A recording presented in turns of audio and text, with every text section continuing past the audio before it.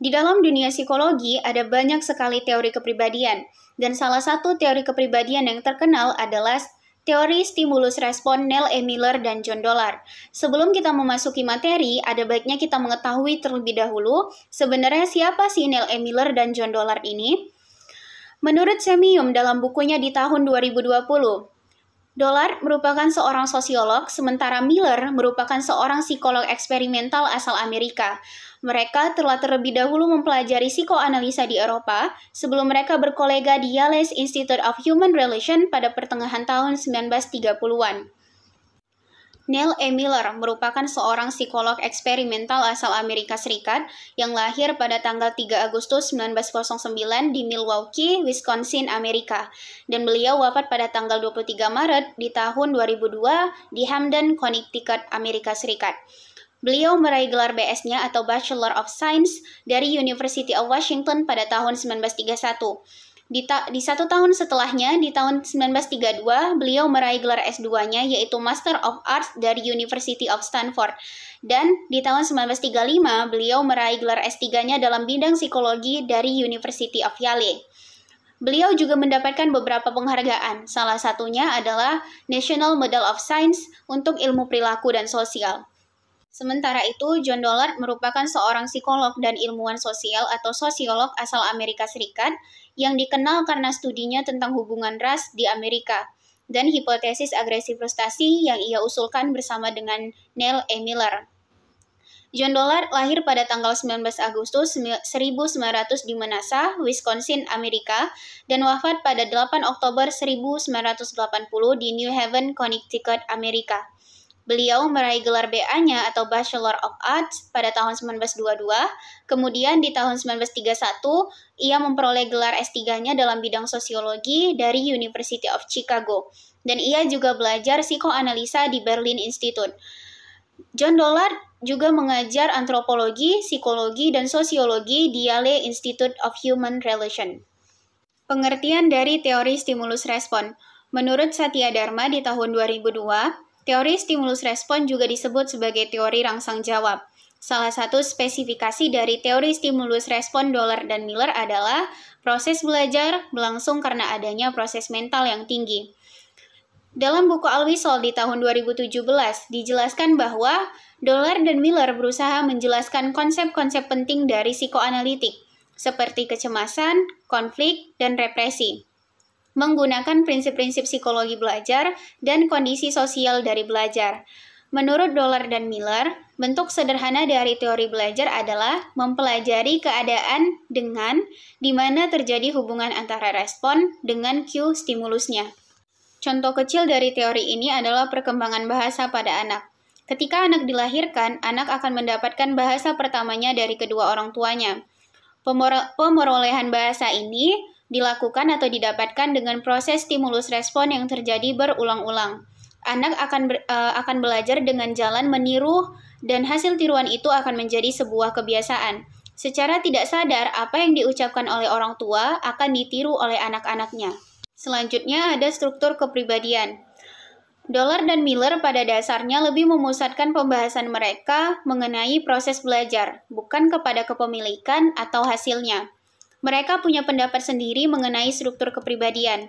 Mereka tidak tertarik untuk mengemukakan struktur kepribadian seperti yang dilakukan oleh ahli-ahli psikologi lainnya. Menurut mereka, kepribadian itu terdiri dari kebiasaan-kebiasaan atau habit. Namun, struktur khusus dari kebiasaan-kebiasaan itu akan tergantung pada individu masing-masing. Dalam buku Al-Wisol di tahun 2017 dijelaskan bahwa habit sendiri merupakan sebuah ikatan atau asosiasi antara stimulus dengan respon. Karena itu, gambaran kebiasaan tiap orang itu tergantung pada event khas dari masing-masing individu. Namun susunan kebiasaan itu biasanya hanya bersifat sementara. Kebiasaan hari ini bisa saja berubah akibat pengalaman baru esok hari. Saya Anissa Silaturahmi dengan NIM 2206200067. Di sini saya akan menjelaskan tentang dinamika kepribadian dari teori Neil E. Miller dan John Dollar. Dinamika kepribadian yang pertama yakni adalah motivasi dan dorongan atau motivation and drive. Dollard dan Miller sangat memusatkan perhatiannya pada motif-motif penting seperti kecemasan atau dorongan. Dalam menganalisa perkembangan dan elaborasi kecemasan inilah, mereka berusaha menggambarkan proses umum yang mungkin berlaku untuk semua motif. Dollard dan Miller mengemukakan bahwa bukan hanya dorongan primer yang diganti oleh dorongan sekunder, tetapi hadiah atau penguat yang primer ternyata juga diganti dengan hadiah atau penguat sekunder. Hadiah atau penguat sekunder lama-kelamaan menjadi tidak efektif, kecuali kalau hadiah tersebut kadang masih berlangsung bersamaan dengan penguat primer. Yang kedua, itu ada proses belajar. Sebagian besar dorongan sekunder yang dipelajari oleh manusia dipelajari melalui belajar rasa takut dan kecemasan. Untuk bisa belajar, orang harus menginginkan sesuatu, mengenalinya, mengerjakannya, dan mendapatkannya. Menurut Dollard dan Miller, ada 4 komponen utama belajar. Yang pertama yaitu drive. Drive adalah stimulus dari dalam diri organisme yang mendorong terjadinya suatu kegiatan. Yang kedua ada cue. Cue adalah stimulus yang memberi petunjuk perlunya dilakukan respon yang sesungguhnya. Jenis dari kekuatan cue bervariasi, dan variasi ini yang menentukan bagaimana reaksi terhadapnya. Selanjutnya yaitu ada respon. Respon adalah aktivitas yang dilakukan seseorang dalam situasi tertentu. Suatu stimulus menimbulkan respon-respon yang berurutan, disebut dengan hierarchy of response. Selanjutnya itu ada reinforcement. Reinforcement di sini berguna sebagai drive pereda dorongan atau drive reduction. Reduksi drive menjadi syarat mutlak dari reinforcement di sini. Yang ketiga itu ada proses mental yang lebih tinggi, di mana di sini membahas beberapa hal. Yang pertama yaitu generasi stimulus atau stimulus generalization, yaitu semakin mirip stimulus lain itu dengan stimulus aslinya, maka peluang terjadinya generalisasi tingkah laku, emosi, pikiran, atau sikap menjadi semakin besar. Selanjutnya itu ada reasoning. Reasoning memberi kemudahan untuk merencanakan, menekankan tindakan pada masa yang akan datang, mengantisipasi respon agar menjadi lebih efektif.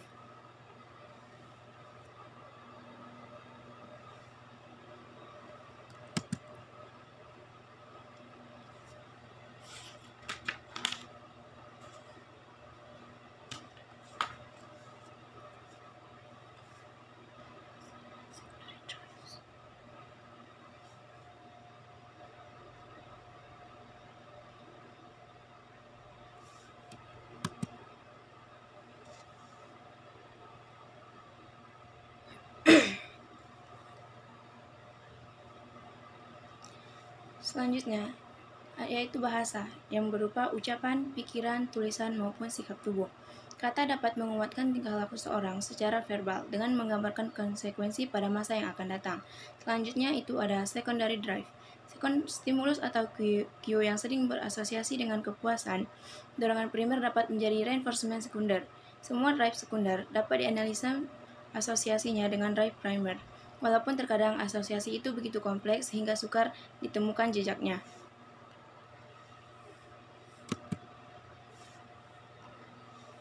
Yang keempat itu ada model konflik. Menurut Dollard dan Miller, konflik membuat orang tidak dapat merespon secara normal. Ada 5 asumsi dasar mengenai tingkah laku konflik, yaitu yang pertama, kecenderungan mendekat atau gradient of approach. Kecenderungan mendekat tujuan positif semakin kuat jika seseorang semakin dekat dengan tujuannya tersebut. Yang kedua itu ada kecenderungan menghindar atau gradient of avoidance. Kecenderungan menghindar dari stimulus negatif semakin kuat ketika seseorang semakin dekat dengan stimulus negatif tersebut. Selanjutnya itu ada peningkatan gradient of avoidance lebih besar dibandingkan gradient of approach. Yang keempat itu ada meningkatnya dorongan yang berkaitan dengan mendekat atau menghindar akan meningkatkan gradient. Jadi, meningkatnya motivasi akan memperkuat gradient mendekati atau gradient menjauhi pada semua titik jarak dari tujuan.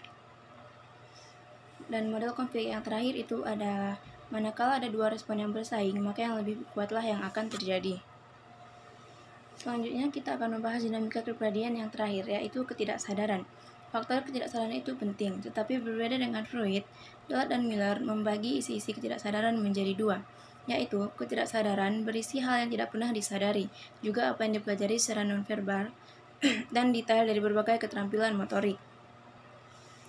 Selanjutnya, ketidaksadaran menurut Dollard dan Miller itu adalah berisi apa yang pernah disadari, tetapi tidak bertahan dan menjadi tidak disadari karena adanya represi. Selanjutnya, kita akan membahas tentang perkembangan kepribadian dari teori Neil A. Miller dan George Dollard. di mana di sini kita akan membahas 3 aspek. Yang pertama, yaitu perangkat innate response sederhana dan primary process. Bayi memiliki 3 repertoire primitif yang paling penting, yaitu yang pertama, refleks spesifik atau specific refleks. Bayi memiliki refleks yang spesifik, kebanyakan berupa respon tertentu terhadap stimulus atau kelompok stimulus tertentu. Selanjutnya, itu ada refleks bawaan yang hierarki atau innate hierarchy of response, di mana kecenderungan respon tertentu terhadap situasi stimulus tertentu sebelum melakukan respon lainnya. Selanjutnya, itu ada dorongan primer atau primary drive, di mana stimulus internal yang kuat dan bertahan lama yang biasanya berkaitan dengan proses fisiologis. Drive ini memotivasi bayi untuk melakukan sesuatu, tetapi tidak menentukan aktivitas spesifik apa yang seharusnya dilakukan. Perkembangan kepribadian yang kedua yakni adalah konteks sosial. Dollard dan Miller menekankan saling ketergantungan antara tingkah laku dengan lingkungan sosio-kultural. Prinsip belajarnya dapat diterapkan melalui lintas budaya. Dollard dan Miller meyakini bahwa tingkah laku individu dipengaruhi oleh masyarakatnya. Perkembangan kepribadian selanjutnya yaitu situasi pembelajaran atau training situation. Dollard dan Miller mengemukakan 4 hal yang mudah menimbulkan konflik dan gangguan emosi. Di antaranya yaitu situasi makan atau feeding situation, pendidikan kebersihan atau cleanliness training, pendidikan seks awal atau early sex training, dan pengendalian marah dan agresi atau anger anxiety. Baik, di sini saya akan menjelaskan aplikasi dari teori stimulus respon Dollard dan Miller. Yang pertama adalah bagaimana neurosis dipelajari. Dollard dan Miller memandang tingkah laku neurotik dengan tingkah laku normal berada dalam satu kontinum dan bukan merupakan 2 hal yang terpisah. Maka dari itu, tingkah laku neurotik biasanya dipelajari mengikuti prinsip-prinsip untuk belajar tingkah laku normal. Inti dari setiap neurosis adalah konflik ketidaksadaran yang sangat kuat dan hampir selalu berasal dari masa kanak-kanak. Nah, manusia itu biasanya mempelajari respon represi yang dapat dipakai untuk menghindar dari perasaan cemas dan berdosa. Represi dalam bentuk tidak memikirkan membuat orang terbebas dari keharusan memakai kemampuan memecahkan masalahnya untuk mengatasi konflik dan tidak menyadari bahwa kondisi yang menimbulkan konflik itu telah hilang. Nah, ada 3 cara yang biasanya dipakai orang untuk melakukan represi. Yang pertama adalah memberi nama lain. Misalnya begini, ada orang yang kehilangan uang. Nah, biasanya untuk menghindari kecemasan, orang tersebut akan mengatakan pada dirinya sendiri bahwa uang yang hilang itu hanya sedikit. Nah, ketika dia mengatakan atau meyakinkan pada dirinya bahwa uang yang hilang itu sedikit, maka itu akan meminimalisir kecemasan yang timbul dalam dirinya. Yang kedua ada respon pengganti. Misalnya, seseorang mengalami kecelakaan yang membuat kakinya pincang. Nah, gerak dengan berjalan yang biasanya menggunakan kaki itu akan diganti dengan gerak menggunakan sepeda motor. Nah, gerak menggunakan sepeda motor ini yang disebut dengan respon pengganti. Nah, ketika respon pengganti ini dilakukan, maka akan mengurangi kecemasan yang dialami orang tersebut. Selanjutnya ada tidak memikirkan. Misalnya seseorang mengalami fitnah atau difitnah oleh orang lain. Nah, orang yang difitnah ini biasanya akan memilih untuk tidak memikirkan fitnahan tersebut agar kecemasan tidak ia alami. Baik, aplikasi selanjutnya adalah psikoterapi. Menurut Wahida di tahun 2018, psikoterapi merupakan treatment yang diberikan kepada seseorang yang kondisi kejiwaannya sedang terganggu. Biasanya dilakukan menggunakan terapi atau intervensi pada aspek psikologis. Sementara menurut Fitriani, psikoterapi dapat dilakukan kepada kelompok maupun individu. Nah, Dollard dan Miller memakai kondisi atau prosedur kondisi terapeutik konvensional, yang mana pada kondisi ini atau pada prosedur ini, terapis yang simpatetik dan permisif akan mendorong pasien untuk berasosiasi bebas dan mengungkapkan semua perasaannya. Setelah itu, terapis kemudian akan berusaha membantu pasien untuk memahami perasaannya sendiri dan bagaimana itu berkembang. Selanjutnya, pembaharuan Dollard dan Miller terhadap psikoterapi tradisional adalah pemakaian analisis psikologi belajar mengenai apa yang telah terjadi. Nah, yang pertama itu ada displacement. Jadi displacement ini adalah mengubah arah impuls yang dicegah agar tidak diekspresikan, atau baik dari event eksternal maupun dari kecaman diri sendiri. Selanjutnya ada sublimasi. Maksud dari sublimasi ini adalah bentuk displacement yang paling adaptif karena energi yang ada tidak ditumpahkan dalam bentuk asli yang dicegah. Nah, tetapi disalurkan melalui sesuatu yang bisa diterima. Selanjutnya ada belajar mengontrol sistem syaraf otonom. Nah, Dollar dan Miller dalam penelitiannya menemukan bahwa hewan dan manusia pada tahap tertentu mampu mengontrol sistem syaraf otonomnya.